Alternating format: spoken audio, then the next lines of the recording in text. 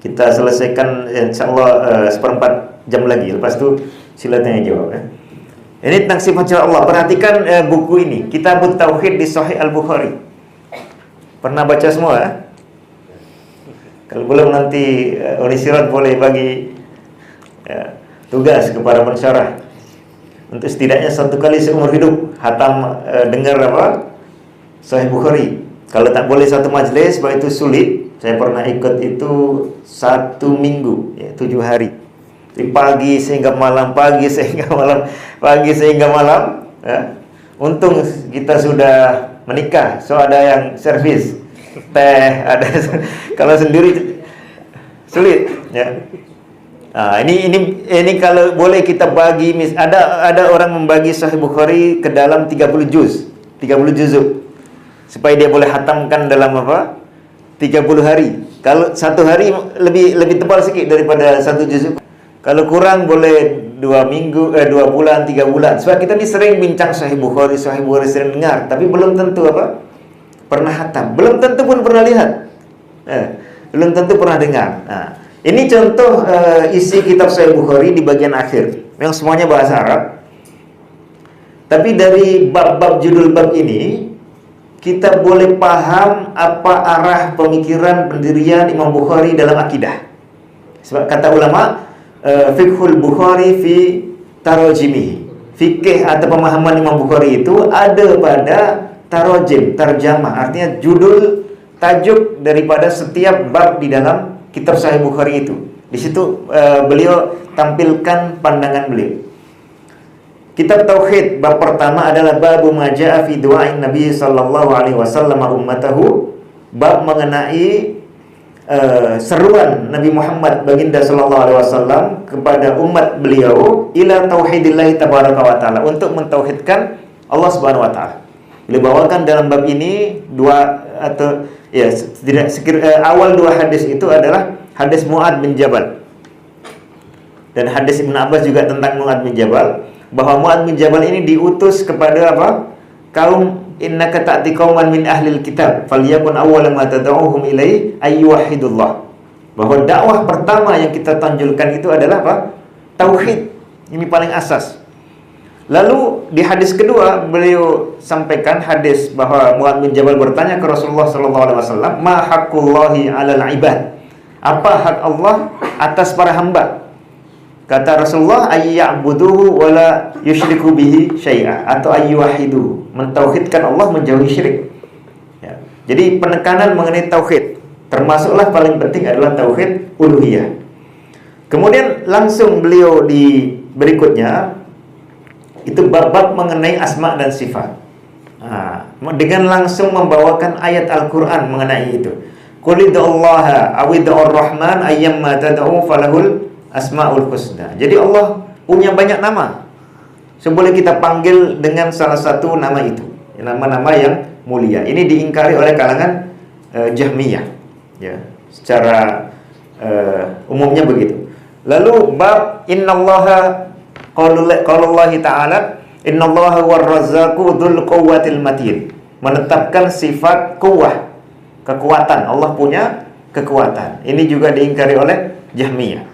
Wa huwa alladzi khalaqas samawati wal arda bil haqq, menetapkan adanya tujuan daripada penciptaan langit dan bumi. Ini pun diingkari oleh Jahmiyah dan diingkari oleh umumnya Asy'ariyah, bahwa Allah punya tujuan, melakukan sesuatu sebab sesuatu, melakukan sesuatu untuk sesuatu. Ini mereka ingkari. Di situ mulai ada pengaruh. Di sini mulai tampak perbezaan antara Imam Bukhari dengan Asy'ariyah. Wa kana Allahu sami'an basira, penetapan sifat sama dan basar. Lalu bab inna lillahi mi'ata ismin illa wahida. Qala Ibnu Abbas dzul jalal al-'azamah al-barru, dalam surah Al-Baqarah itu al-latif. Berarti ini ada dua sifat, ya.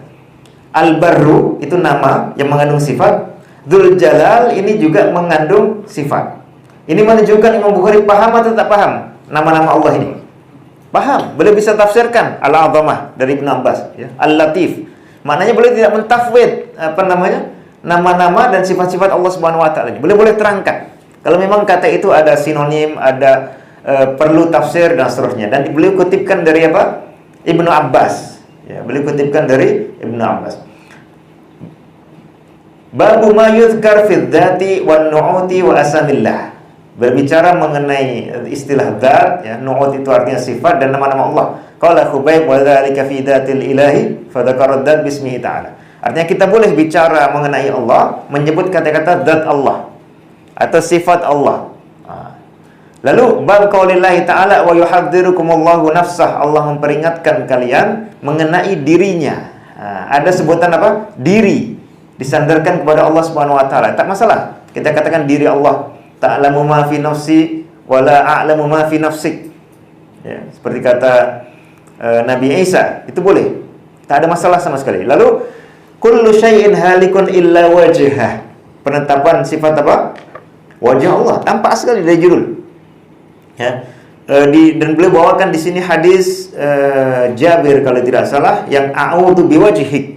Aku berlindung dengan wajahmu, penetapan wajah Allah.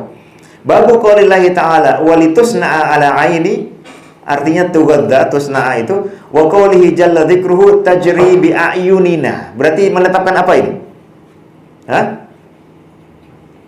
Walitusna'a ala aini dan tajri bi a'yunina. Penetapan apa? Ain atau sifat atau mata Allah Subhanahu wa taala. Jelas sekali dari babnya. Ya, kita tak boleh dapatkan bab atau isbat penegasan seperti ini di buku-buku Ar-Razi, Al-Amidi, Al-Juwaini, justru di ta'wil atau di ingkari. Nah, lalu saya kutip di sini satu hadis. Perhatikan. Beliau membawakan di bawah bab ini, qala haddatsana Musa bin Ismail, qala haddatsana Juwairiyah an Nafi' an Abdullah, artinya Ibnu Umar radhiyallahu anhuma qala dzukirat dajjalu 'inda Nabi sallallahu alaihi wasallam. Hadis mengenai bahwa Nabi pernah ada sahabat berbicara mengenai Dajjal atau bertanya mengenai Dajjal. Lalu Nabi mengatakan apa? Faqala, Nabi bersabda, "Innallaha la yakhfa 'alaikum." Allah itu tak akan samar bagi kalian. Pastilah kalian akan boleh membedakan Dajjal ini Allah atau bukan. Jelas ya? Bagaimana membedakannya? Apakah ini jisim maka bukan Allah? Ternyata tidak begitu. Ya. Ini boleh dilihat maka bukan Allah. Ini ada di arah bukan Allah. Ini ada di tempat maka bukan Allah. Ini punya waktu maka bukan Allah. Bukan itu yang dibagi oleh Rasulullah untuk mengenal ini Allah atau bukan. Apa kata Rasulullah? Innallaha laisa bi'awar. Allah Ta'ala itu tidak cacat mata sebelah. Wa asyara biyadihi ila ainihi. Rasulullah menunjuk ke apa? Ke mata beliau, mengatakan Dajjal itu mata sebelahnya cacat, sementara Allah itu mata sebelahnya tidak cacat. Wa innal masihad dajjal a'warul ainil yumna. Sementara al-masih ad-dajjal ini mata yang kanannya apa? Cacat. Rasulullah mengisyaratkan ila ainihi itu setelah mengatakan innallaha laisa bi'awar. Baru kemudian mengatakan wa innal masihad dajjal a'warul ainil yumna wa kana ainuhu inbatun tawfiyah. Mata dia itu macam anggur yang menonjol. Ya. Nah, sehingga innallaha la yakhfa 'alaikum, kalian tidak akan silap mengenai apakah ini Tuhan atau bukan. Yaitu sebab dia ini matanya dibuat oleh Allah cacat sebelah. Babu qaulil yang ini adalah menetapkan bahwa kedua mata Allah itu apa? Tidak cacat sama sekali, sempurna. Wujudnya bagaimana kita tak tahu. Ya, kita tak tahu. Tapi apabila orang lihat, dia tahulah bahwa itu mata Allah atau wajah Allah. Nah, dan dia tahu pula kalau orang mengaku-ngaku Tuhan, dia tahu itu bukan. Babu qaulillahi ta'ala lima khalaqtu biyadayya. Penetapan apa? Dua tangan Allah Subhanahu wa taala. Oke, 5 menit lagi, satu slide lagi.